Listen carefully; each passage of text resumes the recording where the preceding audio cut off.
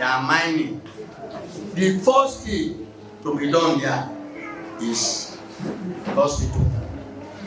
When they were mentioning how many companies were here, someone whispered that you have over 30 mining companies in this. More than 60. Over 60. Yeah.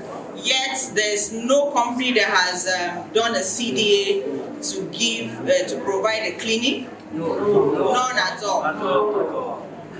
We don't have scholarship from them to the community. You see this our roads. If you even see where they are bringing the stuff from, you will shed tears for us. There is no town hall. There is no road. Nothing. Please, what do we do? This is my question.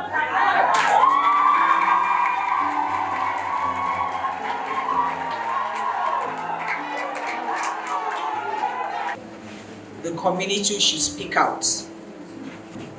It is mandatory. The company is not doing you a favor to carry out a community development agreement. Section 116 of the Nigerian Mines and Mining Act makes it mandatory, compulsory, a must for the mineral title holder, the mining company, to transfer social and economic benefits to the community.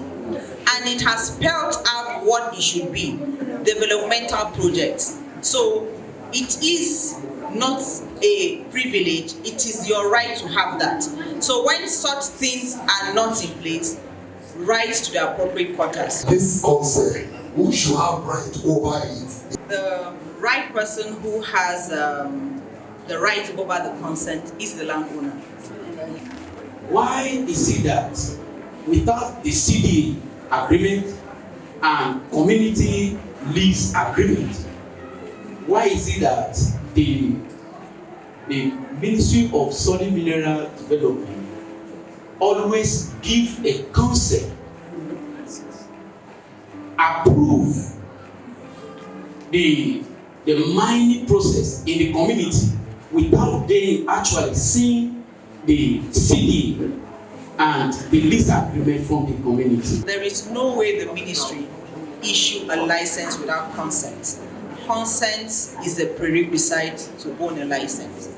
So that means there must have been a consent given.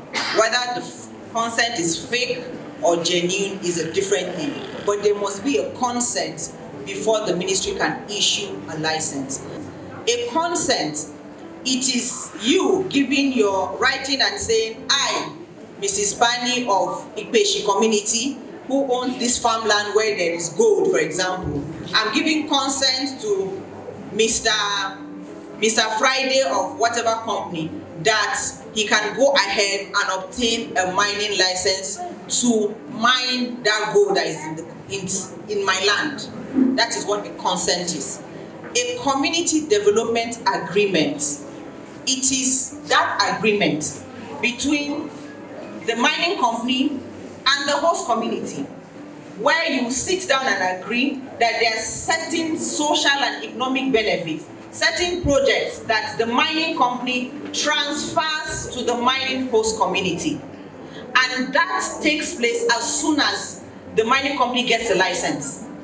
So the consent gives him that power opportunity to get a mineral title, a license. So once he obtains that license, he comes to the community and say, I've gotten the license. Now come, let's discuss. I want to transfer social and economic benefits to you. And that should be done before he starts mining. Before he starts mining, he must sign an agreement. He must say he will do ABC for the company, and you have it documented and signed, which is over a period of 5 years. When you look at this community, I think in the nearest future, we are going to experience what we call health hazard. This community generates a lot of revenue for the state governments, even the federal at large. When the dust from the caution are going to the air, some of us inhale it, the community at large, and there is no medical amenities set aside to curb all those things that are affecting us. And so many of us rush to AOG for treatment. So many women are being rushed, some lost their lives, some are being treated, and some of us don't even know the health status because there is no test being carried out for some of us here, the host community. And I believe this is going to affect a lot of us. Even a time will come, our children will no longer grow above 4 feet. To start mining. He's supposed to do what is called environmental and social impact assessment. What that means is that he would carry out an assessment of that virgin land before he does anything and find out how the land is, and then find out if he starts mining with that method of mining that he's going to do, what will be the effects, both negative and positive, to that virgin land that he has not even started doing anything.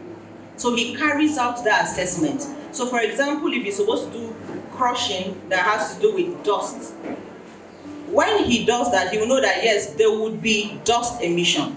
So he's supposed to sit on the table and find out that what best method should he use so that that dust will not affect the community negatively.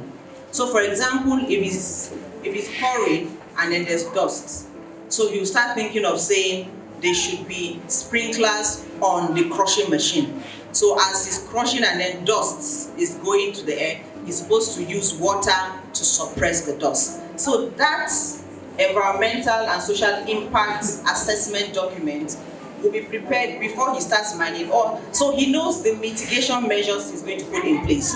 So by the time he starts mining and then he sees that whatever mitigation measures he had provided is not working, he goes back and provide another solution. If the company has not done that, that is violating the law, and there's sanctions for that. In this place, children under 5 years go to quarries. If there is scholarship, no child will leave his or her houses to the quarry at 2 a.m. No mother will permit that. No woman will leave his or her house at 12 a.m. and go to the quarry to earn a living. Let's create a mining for greener future, ensuring a legacy for responsible mining, empowering communities through responsible mining practices that benefits everyone involved. So I'm a member of the community. Did you accept me? Women, oh yeah. Men, oh yeah.